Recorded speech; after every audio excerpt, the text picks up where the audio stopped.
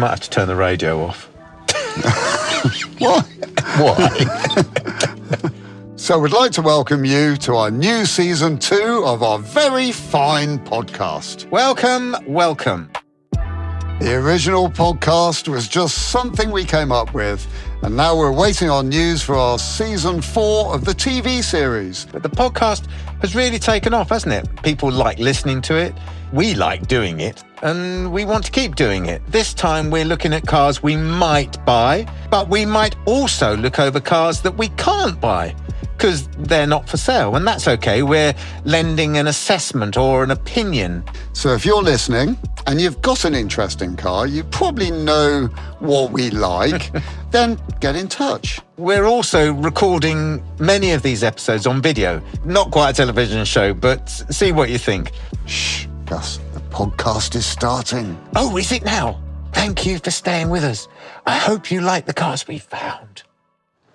Right, so we're back with our latest podcast. Will has failed to have a car turn up, but has found a car, and now he's covered it up, which is pointless because I already know what the car is. But let's go. Oh, hi, Will. So you haven't even covered it up, have you? Well, I'm almost there. I was going to say that, don't you think with older cars, it's interesting, isn't it? Because older cars have got a lot of character. I know we've touched on this before.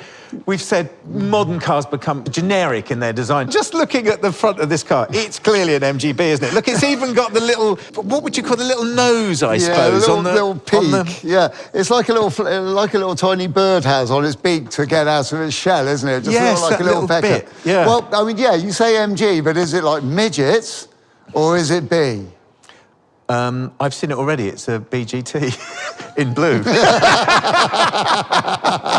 Shall we take a look? Be careful of this cloth because this is our really, really posh cloth that we're trying not to get dirty. Yeah, we don't want it on the floor. We don't want bits in it. We don't or even stuck around that filthy, dirty number plate. There you go. Look at that. Oh, beautiful! What a beautiful colour. I would call that petrol blue. I don't know where you would go with that. Yeah. So there's some old sort of BMC colours like Trafalgar blue, and that's deeper than that. Yeah, I used to have a Minor. I think my Minor was in Trafalgar blue. Right, and I think Hawaiian blue. I think I painted my Morris Minor pickup Trafalgar blue, and I really, really liked it. And I bet they were different colours. Yeah, I bet they were. Yeah, I mean. So what we're looking at is a rather lovely chrome bumpered 1971? 70. So 70, I think. Okay. Yeah. 1970 chrome bumpered MGB GT. Wire wheels. Wire wheels. Chrome around the windscreen and heavily chrome down the sides as well. This is when cars still had the lovely chrome. There's a lot of chrome on it, isn't there? Don't you think it's funny? I mean, I know we say this all the time, but when you look at a car that you used to see all the time, when you look at it closely, out of context, it's got a lot of chrome on it, hasn't it? It has got a lot of chrome. Quite a weird amount of chrome. I think nowadays you only see MGBs or most classic cars like on a Sunday afternoon in the height of summer when everything is going well, including the car firing up for the first time in 6 months. And, you know, some old duffer taking it out for a spin, or someone like myself taking it out for a spin. Old duffer. And getting the glint of the chrome in the sunshine. Do you think when I remember when I was a kid and I used to do sketches like a proper kid, used to do sketches, and the sketches always looked better when you'd gone round them with a pen. I could just imagine Pininfarina sitting there designing this fastback, thinking, it's got to look better with a bit of chrome around it. Do you think he had a silver pen? You know, I mean, this car's... Remember those silver pens, those metallic pens, and they were pushing ends? Yeah, push them in, Like felt tips with a flood of paint coming out the ends. Yeah. I think he had one of those. Yeah. Yeah. It's interesting, isn't it? Because it's a really quite beautiful car, isn't it? When you take it out of context, you're not. If you're looking at a car other than looking at an MGB, and an MGB has this imprint in your head, doesn't it? But you're looking at a car, and the GT bit, the fastback bit. Is that called a fastback? I don't know. Well, it kind of is a fast. It's almost a fastback. I think if it was like if this hingey bit for the booze lid was slightly further forwards and it was a bit smoother at the back, you'd be fastback. Is it a hatchback? It's almost hatchback, isn't it? Is it the Sports first hatch? Is it the first hatchback? I don't know. I don't know. But and did Pininfarina design the MGB generally, or did he just do this sort of fastback bit? There's a question. I don't know the answer. Yeah, no, I don't know the answer. That's a question that I would put to the Googler. Yeah, to get the answer to that. Yeah. What I like about this car, and it might have been MG that really sort of set this one. Well, I don't know. All British sports cars of this sort of period seem to have these long, flowing wings. Yeah. Set up headlights. Yeah. The first time I really ever came across this sort of in-cut where the flat 7-inch headlights set back in. So sporty. Yeah, with that little cut in there, like sharks. Like sort of sharks, you kind of think about it like a shark's face, but it's not so smooth. Yeah. Because they're dynamic. But also that grille. And who knew that grill went all the way up to the 70s? The grill with the aluminium slats. Yeah. The beauty of this was something made out of rubber. Yes, although, I mean, that's another story, isn't it? The whole rubberization, the impact, and it was done for the States, wasn't it? It was, in 73, I think. But that whole thing now, when you look at the shape of that cowling, which goes all the way from under the headlight, doesn't it? Because the one we did on Flipping Bangers, the yellow one, in the end, I thought it looked great. Yeah. I hated it to start off with. I hated it to start off with as well. Isn't that funny? That's the thing, isn't it? I know, it's amazing, isn't it? But these cars represent something now, don't they? They represent... Because actually, I suppose they have a worth again now, but they were always relatively cheap, so they tended to be done up at home. Yeah. So, you know where I'm going with this. It's that home maintenance thing, doesn't it? Where you're only connecting 2 of the 3 parts of the seal. It's going back to that home maintenance thing, which used to make these relatively dangerous. It was what always killed these cars. When the floor pans and the sills had rotted out, which they love to do. I mean, the GT is a little bit more protected because it's got a tin top. Yeah, exactly, because it's sealed, isn't it?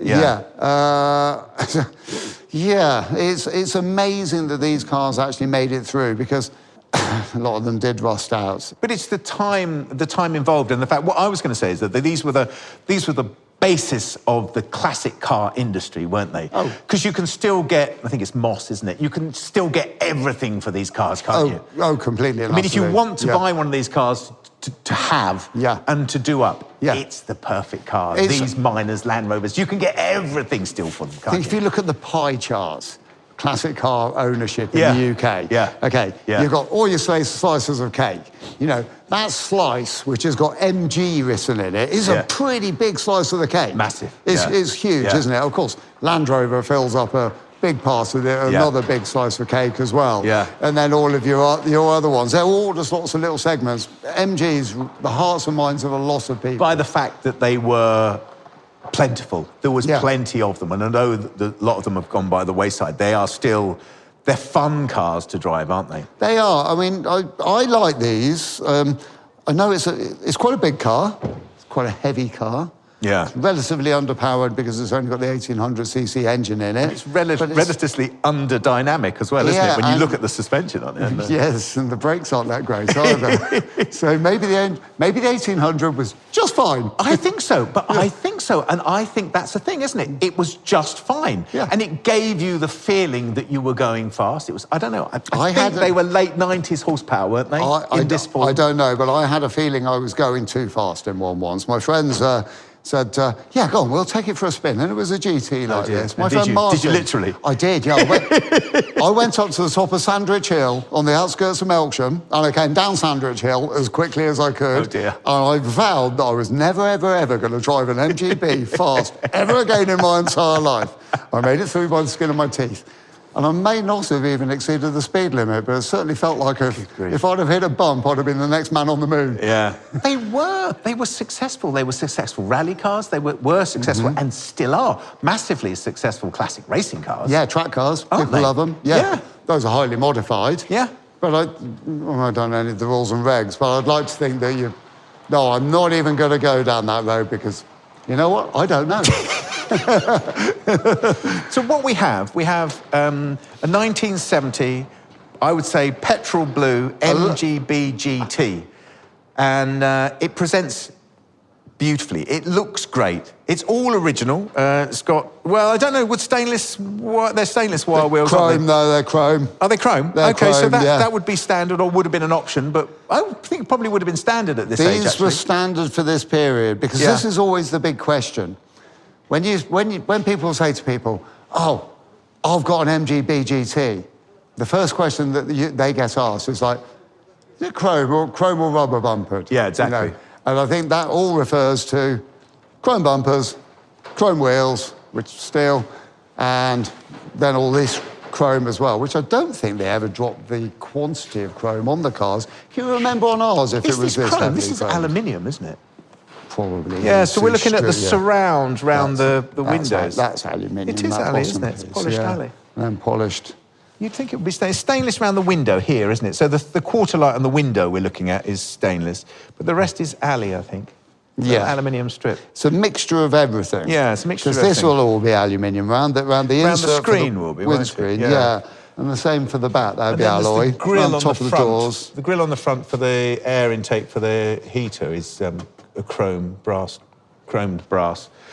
But it's a lovely looking car. It's well presented. It's obviously had a bit of paint on it, hasn't it? Yeah. Without a doubt. Let's just add at the moment as well, this car has been driven around and is dirty. You know, this isn't shiny, straight out of the heated garage. No. This is a car that looks like it's done 50 miles today. On wet roads. Yeah. And isn't that nice to see? Absolutely, it's nice to see. And it's the perfect car for it, isn't it? It's the perfect classic car to do that with, isn't it? Yeah. And that's the glory of these cars, You're not over-precious about them. No. Because you can still repair everything. You can still repair everything. Massive market in these. Yeah, What do I like most about the whole thing?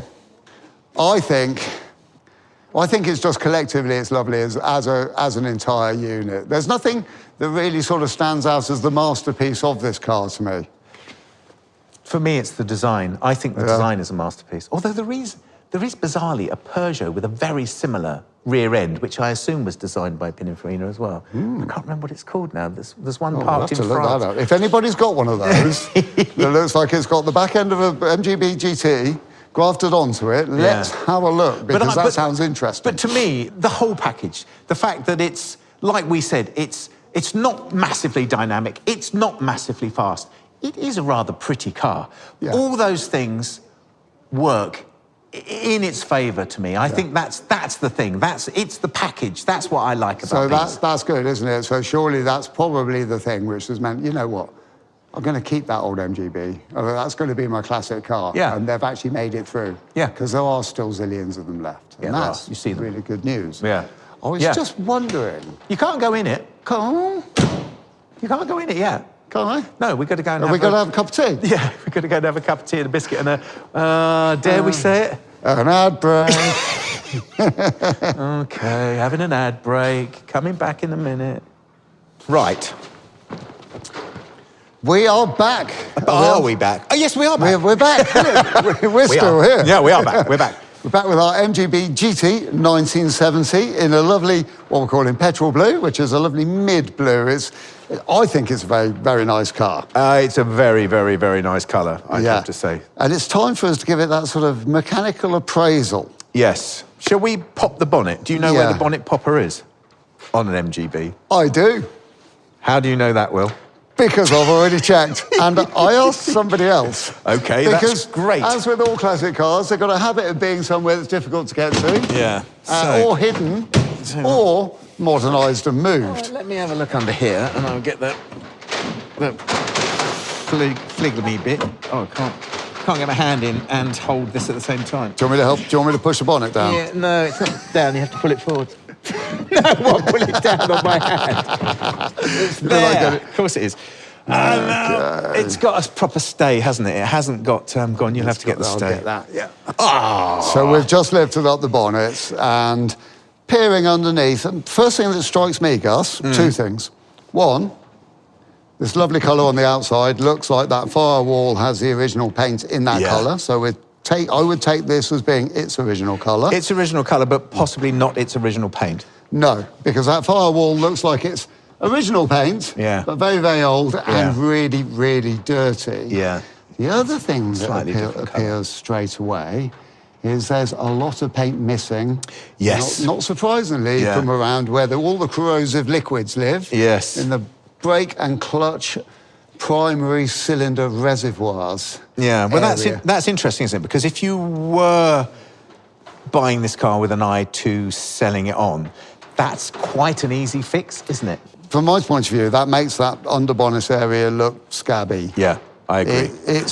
There's no thick rust on there, it's just paint missing. No, it's just the paint come off, isn't it? Yeah, so I can see that the area around there doesn't need repair as in welding or material missing. Fact, you can see that it's actually in very good nick, can't you? Yeah, you can. But it won't take long before that starts rusting. No, that's it's got nothing on it. But it's interesting, we've always had this thing, and we've said it a million times before on Flipping Bangers, isn't it? What you want is you want to lift the bonnet and go, wow, don't you? And or nothing jar your eye. That's good enough. And things like the exit to the water jacket, where the thermostat is, and thermostat housing, you paint that up, and to paint you can get at everything. That's a great thing, isn't it? So if you painted the head, in its prescribed MG colour, which I think actually was black, as it is there, these things would smarten it up no end, wouldn't they? Yeah, absolutely no end. Completely, yeah. I think the other thing that could... OK, this doesn't sound like a very good appraisal for under here, because I've spotted a couple of things already, and I'm now just about to hit with another one as well, the wiring loom. Yes. That definitely looks... the experiment they did, where they gave several spiders different things, and one of them was caffeine, right? And the web that it then created after having caffeine. Yeah. That spider had caffeine and installed all of those extra bits of wire I can see. Yeah. Now, 3 of them are to do with the electronic ignition. Yeah, there's electronic ignition on going in there. But look, the earth connection is like, there's the distributor, an earth connection. You want to put as close to that as possible. Yeah, true. Yeah? True. Or at least connect it in the wiring area. No, it's connected. Like that bit of wire there is like good 2.5 foot long. There's the earthing point. Yeah. And that's also been used as the earthing point for something else, which disappears over here. It's like it might be the alarm, actually. So yeah, I think spider. It's like my school report day. The spider could have done better. Though the spider probably thought he was doing a fantastic job after 9 cups of coffee. Is that rocker cover standard? No, I don't think it is. So it's got a sort of is it aluminium? No, it's steel, but it's that's cast aluminium. Is it cast? Yeah, aluminium? it's cast. Oh yeah, it is. Yeah. Yeah. It's just a bit dirty, but it's got a cast aluminium. Actually, it's got a schmoo of oil over it, hasn't it? Yeah. Which could be coming from a breather, actually, couldn't it? Yeah, it could. It feels like it might be, doesn't it? It does. But it's got a very nice cast aluminium rocker cover on it. With MG cast into it as well. So it's quite appealing to the eye. Yeah, twin SUs, which... Standard, nice. Absolutely standard. Standard test. What I always like to do with these... See if they got any oil in them. Yeah, that's right. So I'm undoing the plunger in the top of the carburetor. SUs have got a dash pot on the top, which is supposed to have oil in it, which dampens the movement of the carburetor, makes it nice and smooth. So I've just unscrewed the first bit, so I'm now just going to lift it gently and get that feel. You can hear that. Does it have oil in there? Yes, it does, but I could I think that's just, it could do with 2 drops more. It doesn't seem to go the full It's that noise that it makes a... Listen. Yeah, there we go. Did you hear it? Yeah.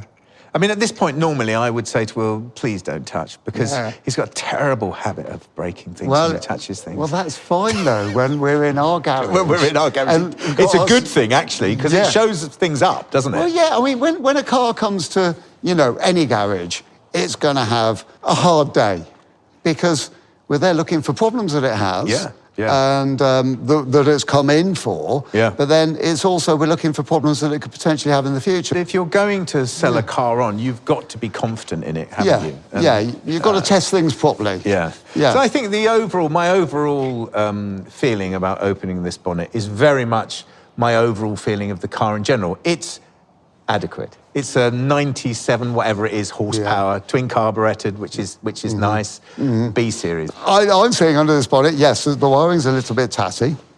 Tidyable. Definitely tidyable. Engine looks complete. It's a massive tick that it's got electronic ignition, because it's something you don't have to do. Great. Well, it's a standard thing to do on a car at this age. Absolutely. If you're not trying to keep it absolutely correct. Yeah. Electronic ignition, really good start. But all the panels, despite the lack of paint around the cylinders, the brake and master cylinders, despite that, the interior inner wings all look very straight, clean, tidy. And yes, the car has been repainted possibly a couple of times. Yeah. But although you say it's the same colour, I would say it's a different shade of blue. It's similar. Yeah. Well, that's not something we can really sort of argue about on a podcast because no one can see it. No one can see it. So it is a good point. It's a good point, well made. We can agree to disagree. If you don't believe, watch this. Well, listen.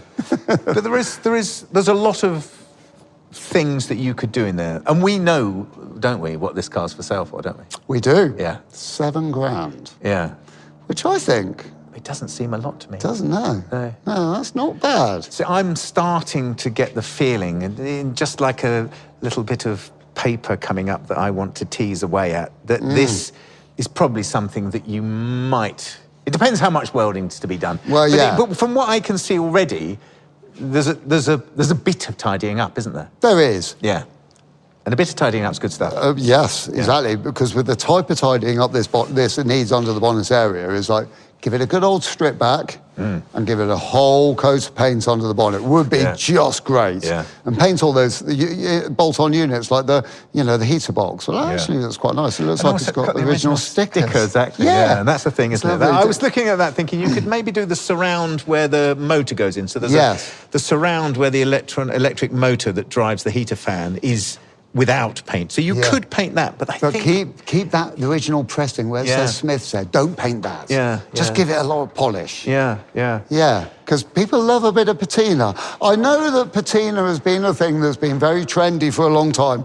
And personally, I feel like the patina fashion trend is slowly going away, but originality comes with patina. It does tend to. It's bizarre you talking about patina, because I used to go out with a girl in Hong Kong called Patina. Did you? Yeah. Isn't that weird? Yeah. Are we getting in? Yes, let's. Okay, well, let's get in. And already this is classic British sports car, isn't it? Well, yeah, you've got to fold yourself in 11 places to get into it. But the grille, oh, come on, the speaker grille. That's awesome. The speaker grille is... Oh, it's got a solid-state radio made by Pi. Oh, that is great, isn't it? Oh, my giddy aunt, yeah, and a burr walnut dash. Burr walnut dash. And classic Smith style. Oh, look what I found in the glove box. Oh, yes. Not only has he found a pipe, but he's put it in his mouth. Yeah, I didn't consider that, yeah, British sports car, you know, if I want to smoke my pipe, I shall. But just to add to it, this isn't my pipe and I do not smoke. Can we just talk about these dials, these Smith dials, with the classic orange into red on the rev counter? I mean, that's special, isn't it? Can. Again, this is exactly the philosophy. I don't know if MG had this philosophy but they've made the inside special, haven't they? It's palatial. It really is. Is that burr walnut standard? Because I thought it was always just the painted black, crinkle paint. Yeah, there was a thing of crinkle paint, wasn't there? But I don't know. Is the answer don't know. To that. That's lush. It's great. And as we'd say in the West Country, right proper girt lush, isn't it? It is. And these switches, which do the those are incredibly the windscreen wiper and the rotary switches are big and exciting. Space age in their time, wouldn't they? And the gear lever and it being atop the transmission tunnel is right where you would want it to be for changing gear. It feels so much more sporty in here than this car is. It does, It does, doesn't it? Does. That's very true. I just found something else about classic cars. I've been in the glove box, I found the pipe. But I also found the one of those. Oh, okay. Which is an electrical component that should live behind the dashboard as some sort of regulator or balancer, rectifier. And one of those which I believe is a similar sort of thing. It's got a glove box with things like that. Imagine that coming off this car, but it might do. Yeah, it lives somewhere down there. Dashboard. 2 rolls of insulation tape. Yeah, these all tell a story, don't they? They tell a story of maintenance, don't they? They do, yes. Yeah. The person in this car's committed to taking it out for the day. Yeah. There's also a certain amount of commitment. Slightly wary. Yes. Getting home, yeah. These might be components that he or she has removed in the past, not knowing if they were the fault, but kept them just in case they still work. Yeah. You're only saying that because that's exactly what you do, isn't it? It's exactly what you do. You've got piles of that stuff, haven't you? I have. Well, I'm a hoarder. I love these. Oh, it's got a map light. Isn't that great? Oh, that is just beautiful. So we're on Will's in the passenger side. I'm in the driver's side, and on the left-hand side of the glove box, this beautiful sort of bird walnut varnished glove box, is a map light. And does it turn round? No, it doesn't. It's fixed. It's actuated by that button there, toggle, a pull switch. Yeah. Put the ignition on. Maybe. No, don't do that. I didn't even check it was in neutral, did I? So it doesn't appear to work, but it's a lovely thought. It's a lovely thought, and I'm sure it does work. I'm sure it does, yeah. Yeah, so we have, as we've mentioned, we have our Smith's gauges. We have these beautiful rotary switches for the lights and for the windscreen washers. We've got toggle switches.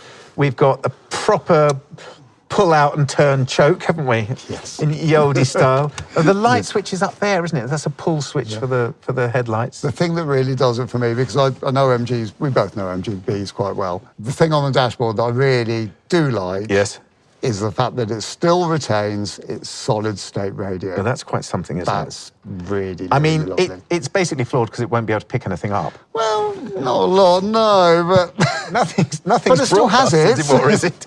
But can we just mention the steering wheel as well? Because it's got a 3-spoke steering wheel with the different sized holes going across the spoke, bigger in the middle, smaller on the outside. Doesn't that say British Racing to you? Exactly, that's what I meant. When you get in it, it's got fluted leatherette seats. It's got that beautiful radio cover in the shape of the MG, elongated, but the shape of the MG badge. It is, isn't it? And I noticed that before. And this steering wheel, the racing steering wheel.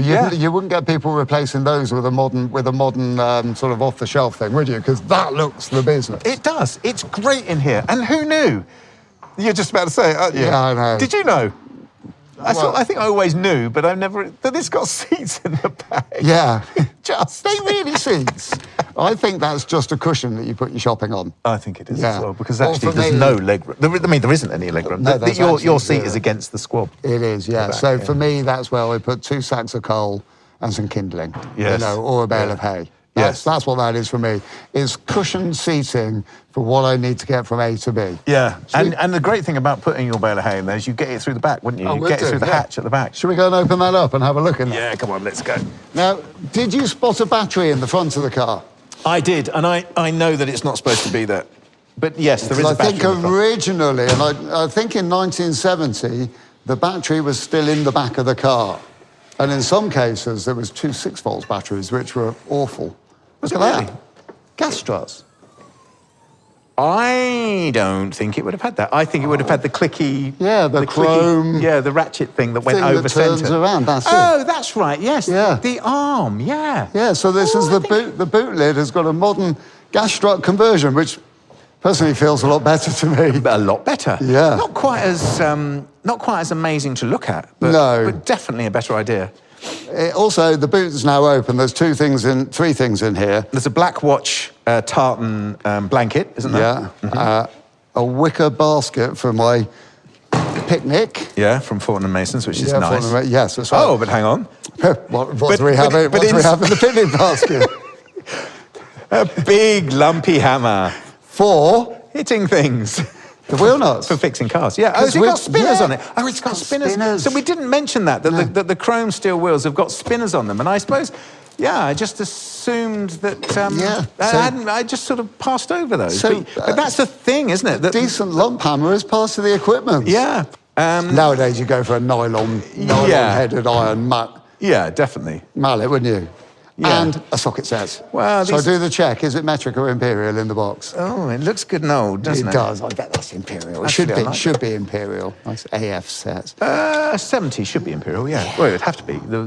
This would have no metric on it at all. No, but it's that stock. The socket still says 21 millimetres on it. It does, yeah. That's but we do know that will cover most things. Yeah, true. 21 mil, same as 13/16. Yeah, true. That would be 22, 7/8. Yeah. Or as close as unless it was really tight. But yeah, and made of cheese. Yeah. Well, you can't get a 13mm onto a quarter Whitworth, can you? No. Unless you hit it with a hammer. No, but you can definitely get a 13mm on a half-inch, can't you? Yes, exactly. Yeah. So it works. Yeah. It works. I'm going to put that away. When I was younger and I used to go out on my motorbikes, I would never consider going out without all the tools to take the wheel off and change a puncture. It just wouldn't enter my... Why would you go out without that lot? Because I want to get home too. Yeah, exactly. I mean, that's the whole point. Yeah. You know, these things... This says a lot about potential condition of engine. So Will has now picked up a classic Motor Oil 2050 5-litre can in the back, and that speaks volumes to me. It does, yeah. I will add at this point, it is unopened. That's true, that's true. So we don't know if it consumes a lot of oil and you have to get new ones regularly, or it doesn't consume very much oil and this one has been unopened in the car for a very long time. Yeah, true. There's no welding to be done in there. No. Which is nice, because it's similar to the front then, isn't it? Yeah, I think with the time we've got, maybe we should have a bit of a break now, and then we should go underneath the car, because we can get underneath this, can't we? Let's have a bit of a break, and we'll go underneath the car, and then we'll make a decision about what we think, because I think it's looking interesting anyway, Right, so we'll have a break. So far. We'll be back in a minute. Great. Right, so we're back with our 1970 MGB GT. We found ourselves in a predicament because normally at this stage we would like to jack the car up. That's what we said we were going to do. Well, let's get a couple of those jacks. Jack it up a bit. Shall we? Yeah, go on. This is quite a posh jack, so I'm going to jack it up at the back.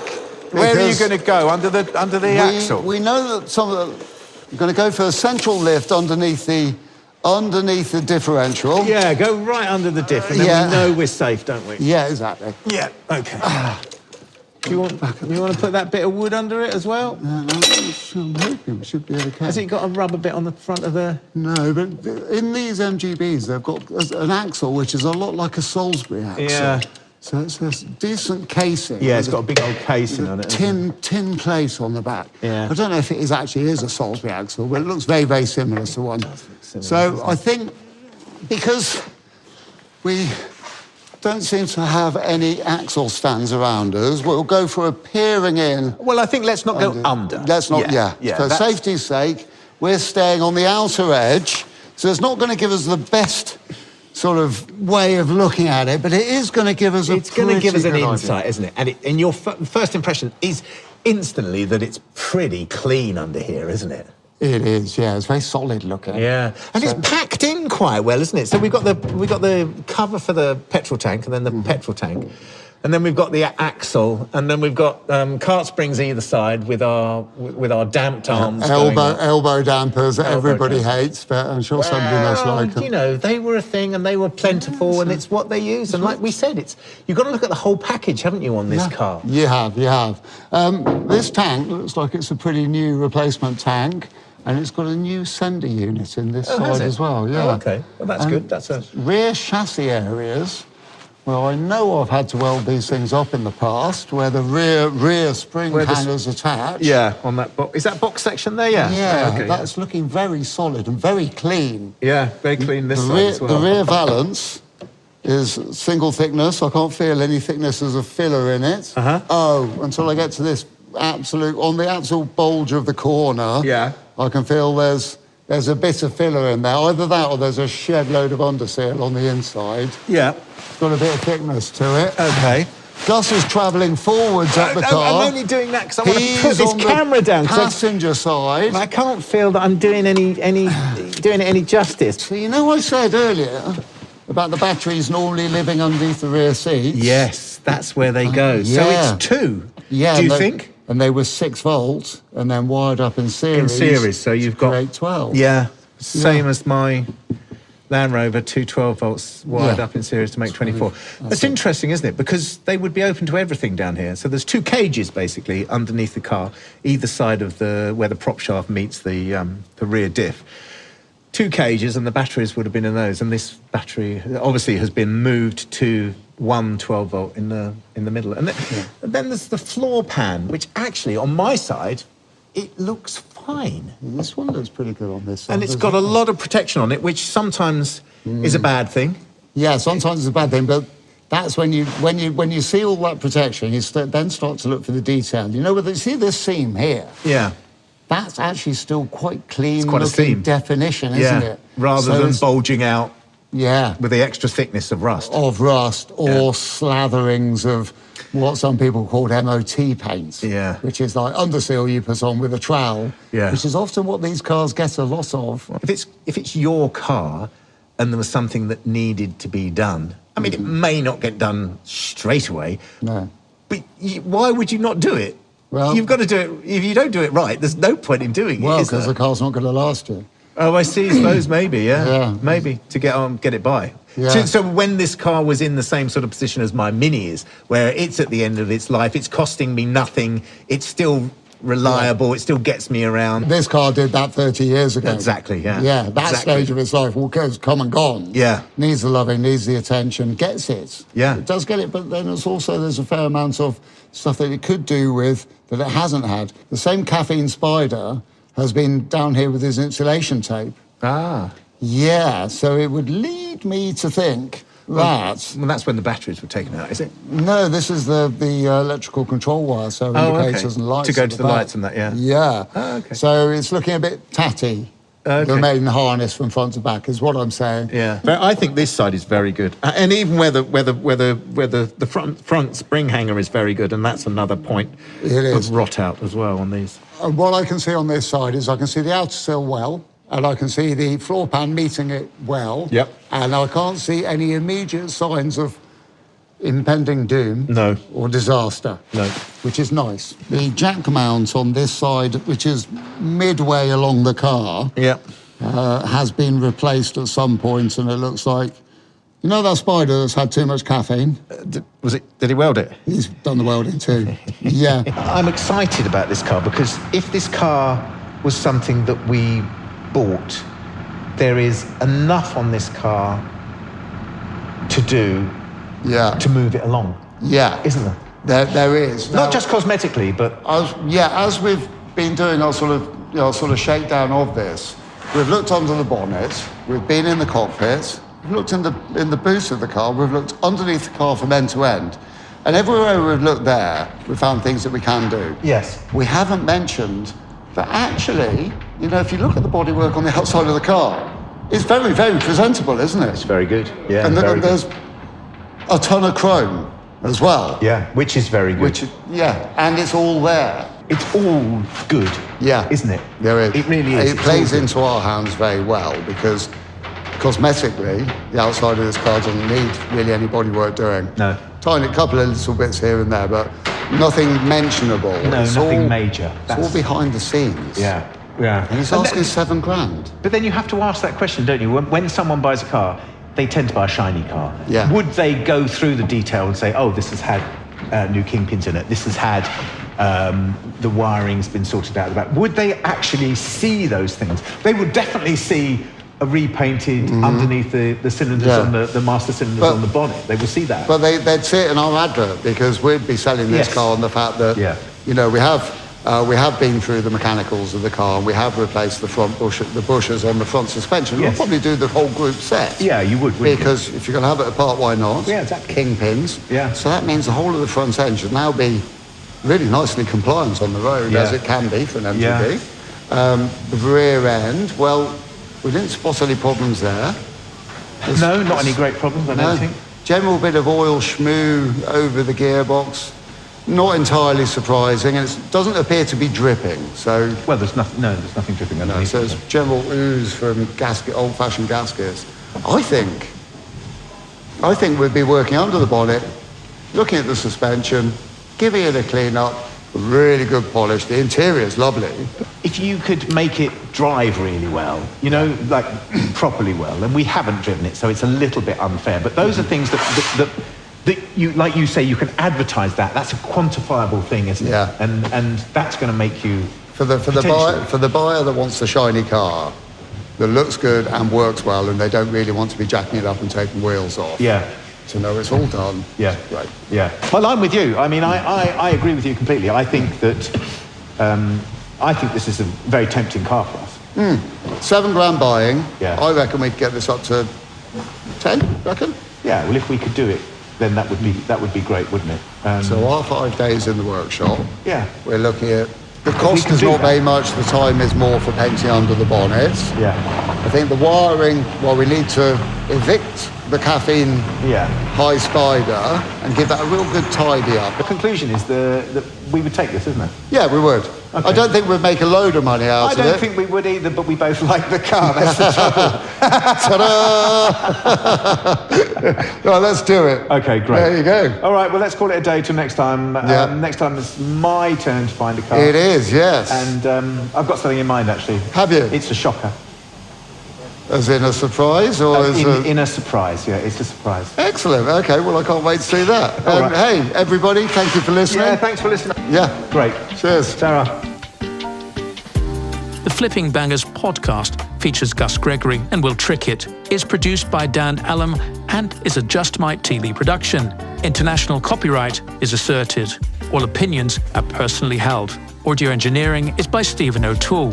We've used a sample of music composed by Tatimi and Lenny B at Upbeat. If you'd like to get in touch, please visit justmike.tv or chat to us via Instagram at Flipping Bangers.